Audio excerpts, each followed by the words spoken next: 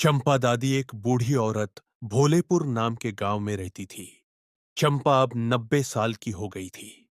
उसका पति मर चुका था और उसका बेटा शहर में नौकरी करता है। उसी गांव के कोने में एक पेड़ था जिसे लोग पेड़ देवता बोलते हैं।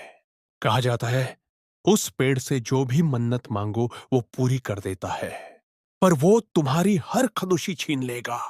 मेरी जवानी में सब साथ थे। अब बस मेरा अकेलापन। बूढ़ी हड्डियों के साथ घर का काम भी नहीं होता। वो ये सब राधिका को बता रही थी। आपको उस पेड़ देवता से मन्नत मांगनी चाहिए। उस पेड़ से मन्नत मांगने से जरूर पूरी होती है। ये बोलकर वो चली गई। चंपा दादी ने सोचा, राधिका ने सही कहा है। मेरा कोई सहारा भी नहीं और मैं जवानी में बहुत खूबसूरत भी थी। अगर मैं दोबारा जवान हो जाऊं तो मेरे अंदर ताकत भी अजेगी या खूबसूरती भी। अगर ये मन्नत वाली बात सच है तो बहुत अच्छा होगा। ये सोचकर उन्होंने उसी रात वहां जाने का फैसला किया। रात होते ही वो जंगल के उस पेड़ की ओर निकल पड़ी। धीरे धीरे चलकर वो पेड़ के पास पहुंची और उसके सामने बैठकर बोली।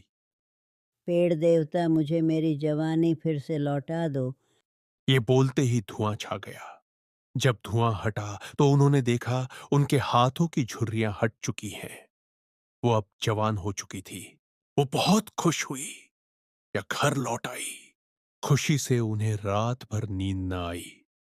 वो अब जवान हो चुकी थी, सीधा चल सकती थी, बिना बदन दर्द के काम कर सकती थी।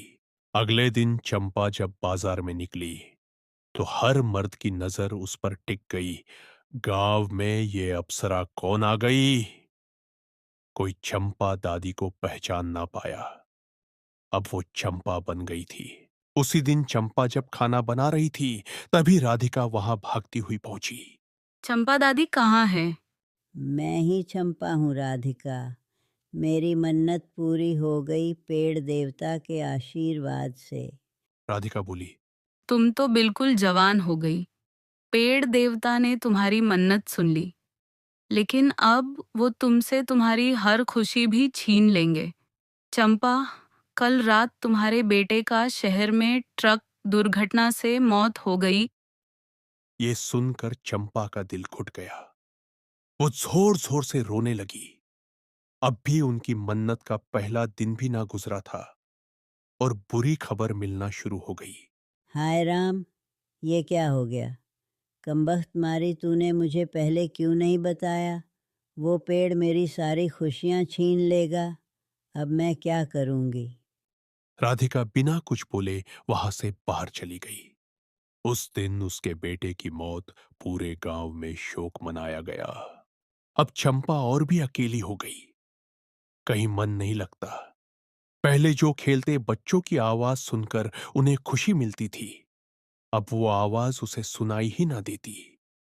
धीरे धीरे पेड़ देवता उसकी हर खुशी छीनते रहेंगे और उसे का रुलाते रहेंगे